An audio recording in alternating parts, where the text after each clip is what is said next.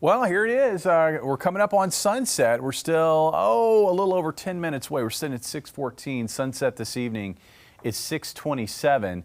But temperatures are already starting to cool off. We're down to 69. Wind's been light all day long. That's been a nice change over the blustery conditions of the last several days with the light winds this morning. In fact, calm conditions this morning in the clear skies and the dry air. It got cold. Our coldest morning so far this fall season, dipping into the 30s in a lot of spots, officially in Springfield 38. And there were those typically more cold-prone locations down in the valleys that probably got pretty close to freezing this morning. And our very own Dan Lucy said he saw some frost on some rooftops. And that happens with the conditions we had this morning.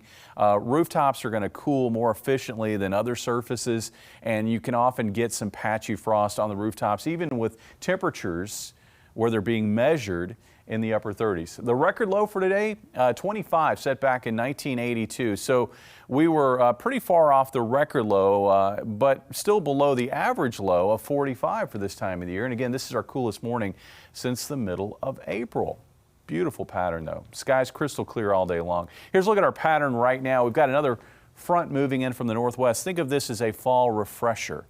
We had warmer winds today, and that fall refresher isn't really going to cool things much for Thursday. It kind of keeps the status quo going through the day on Thursday. Skies will remain clear overnight tonight. I think we wake up to clear conditions tomorrow morning and cold temperatures.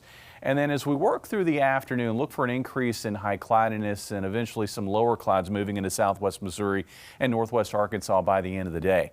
We start off with readings in the upper 30s and low 40s again. Looks like around 42 in Springfield with afternoon highs a touch cooler, a smidge cooler than today. It looks like around 70 for a high in Springfield, but we will keep the winds light out of the east-northeast tomorrow at 5 to 10 miles per hour. Now, the weekend weather woes coming from a storm system this weekend. That storm is currently located just west of LA, and it will move across the southwest tomorrow into Friday. And then from Friday through the weekend, it will slowly make its way through the middle of the country.